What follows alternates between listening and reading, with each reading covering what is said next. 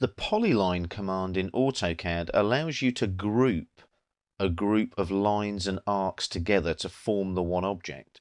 Now, if we look around the edge of our gasket, you can see we've got separate arcs and lines at the moment, sharing common vertices to show the gasket on the screen.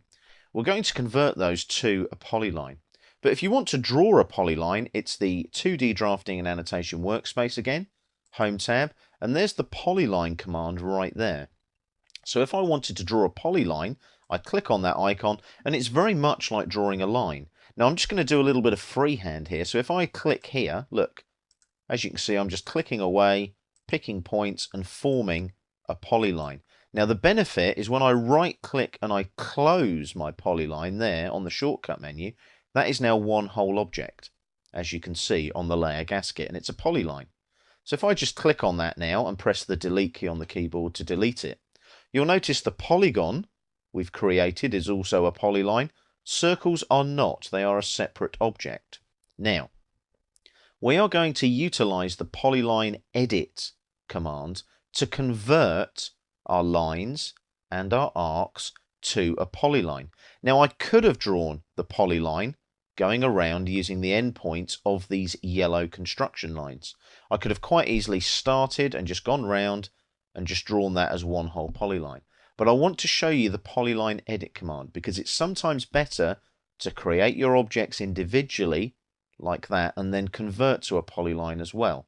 So there's two ways of looking at this. You can draw with a polyline straight away with the Polyline command here on the Draw panel on the ribbon, or you can use lines and separate arcs and then join them together to form a polyline.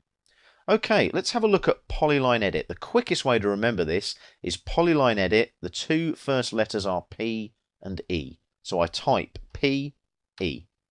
Polyline Edit, press enter. It goes straight into Polyline Edit, P Edit, as you can see on the command line there.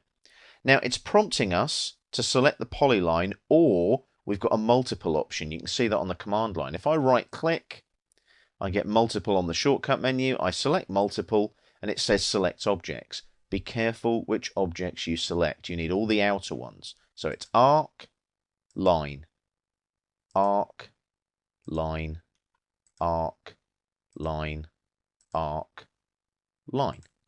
Once you've got those selected, right click to confirm.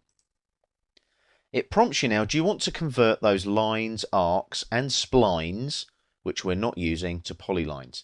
Notice the prompt there is a Y for yes. Yes, we do. That will convert them to individual polylines. They're not joined together yet. Each line and arc will then just become an individual polyline. So we press enter. Now we get the option to join them. Now these are all the Polyline Edit tools. The only one you need to worry about is this one, join. So we click on join. Now we get a very, very strange request, a fuzz distance.